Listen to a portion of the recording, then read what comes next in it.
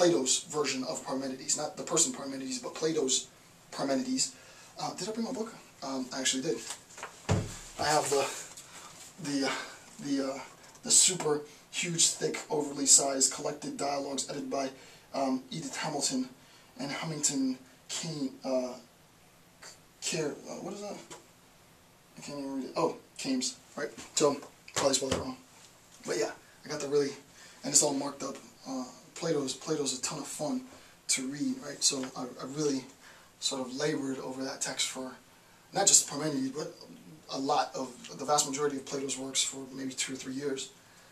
So in Plato's Parmenides, Plato talks about this idea of the one explicitly, and it's not an easy concept to understand. So I'm going to go through and take time to explain not only the significance of the one, what it means, the one, right, but how this applies to the occult. Again, I'm not saying that Parmenides or Plato was an occultist.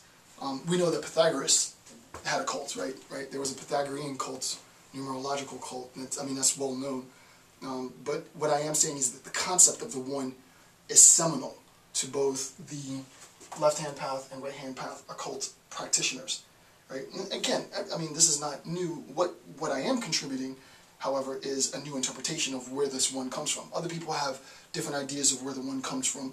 Most of that pertains to sort of astrological stuff, which is probably true. But for me, you know, I'm a researcher, so my end-all be-all isn't stars, because I don't know how to read the stars. My end-all be-all is text, so I go to text. So this is a very key notion. This is the bottom of page 25. But in fact, here's the quote, but in fact, the supposition whose consequence we are to consider is not if A1 is 1, right? Tautological. If A1 is 1, that's tautological. If A equals A, right? We're not here to consider if a 1 is 1. That's obvious, right? But if A1 is, okay, what does that mean?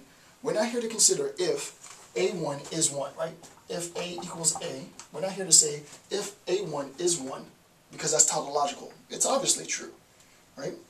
But what we're here to do is consider if A1 is, right? If 1 is, right? If it exists, right? The to be, right? If it is, right? Heidegger jumps all over this, right? So this implies that is, right? The existence is, philosophers would say is-ness, right? This implies that is and one stand for different things, right? Is and one stand for different things.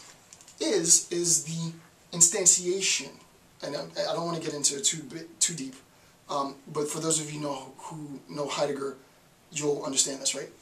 Big B, small b, right? Big B, small b. Being as such, and then sort of Dasein, right, is small b, like small being. For those of you who don't know Heidegger, let's look at this again. This implies that is, right, is and one stand for different things. So, how do I explain this that it makes sense? Is and one are different things. How do I explain this? It's so easy just to refer to Heidegger. Is and one are different things.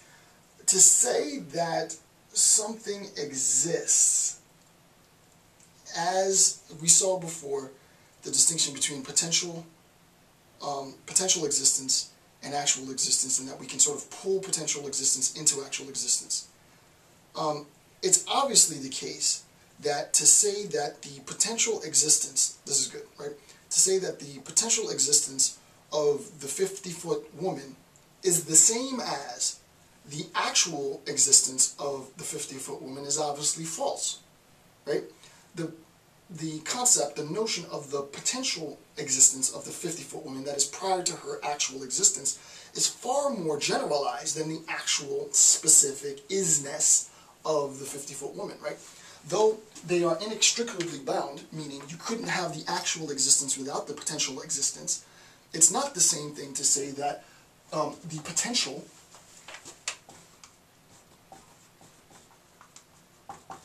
is the same as the actual.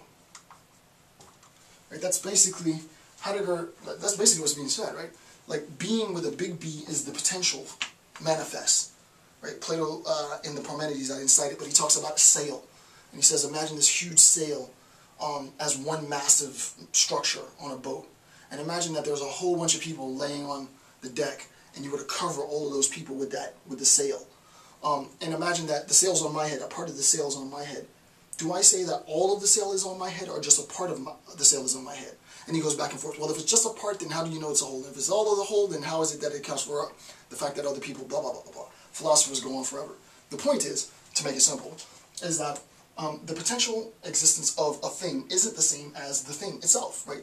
The is. And I'm not talking about ding on sick, right? We're just talking about the existence, the actual thing as such, right? So potential existence and actual existence, to make things clear, are not the same thing. That's what that means, right? So this implies that is and one stand for different things. That's what that means, and I've explained that. Thus, the short statement, A1 is, simply means that A1 has being. I just explained that. This thing has being. Again, among all these parts, there cannot be any which is part of being and yet not a one part. Now, this is where Heidegger comes in good, because you're not really sure what form of being Plato is using in this. That's up for debate, right? Is it big B or little b? Is it is or is it actuality or potentiality that he's referring to with respect to being manifest? It's not clear. It's not clear there. But what he's saying is, again, among all these parts, right, what we recognize is that this can manifest in several ways, so that we can have an idea, we can have a sense in which this one, and Plato talks about this, how can the one be one and yet it's divisible, blah, blah, blah, right?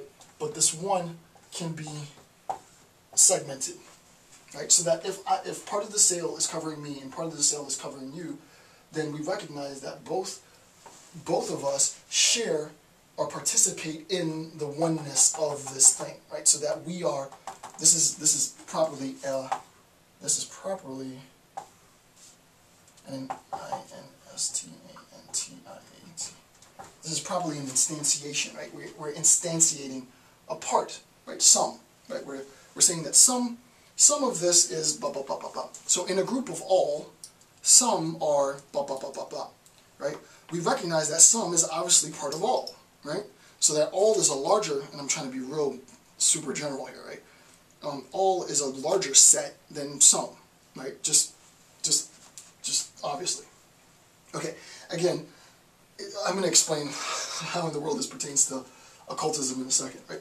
So again, among all these parts, there cannot be any which is part of being and yet not part of, and yet not a one part. So I explain that. That's that. If this thing exists, if the one is, if being is, then so long as it is, it must always be some one part. It cannot be not one part. What in the world? What he's saying is it cannot be, I erased it, but it cannot be an impossible existence, right? So to say, obviously, Aristotle comes after Plato. Plato taught Aristotle. So this isn't Aristotelian, because that would be anachronistic. But if it is, then, if the one is, then so long as it is, so long as this oneness exists, it must always be some one part. It must always be an aspect of all that is. The one is, it's almost pantheistic if you want to think of it as the divine, that one is incorporated in all that is. Now, the scientists wouldn't disagree with this, right? The scientists would probably agree with this point, right? I don't know science well enough and quantum physics and all that crap, but I would imagine it would be, I didn't mean to say crap, but I would imagine that, whatever that primordial stuff was, whether it's gas or matter, or it's some form of matter, when it exploded and created all that is, that initial thing, whatever that thing is, if it was stuff, that stuff, carbon or whatever, that stuff is in everything. Right? It's sort of oozed in everything. There can't be a sense in which there could exist something that didn't have that stuff in it. Because the question is, well, where did it come from? Where did this... this is a weird lecture to give, right? But where did that stuff come from if it didn't come from the initial stuff, the first principle stuff, right? Someone comment and tell me if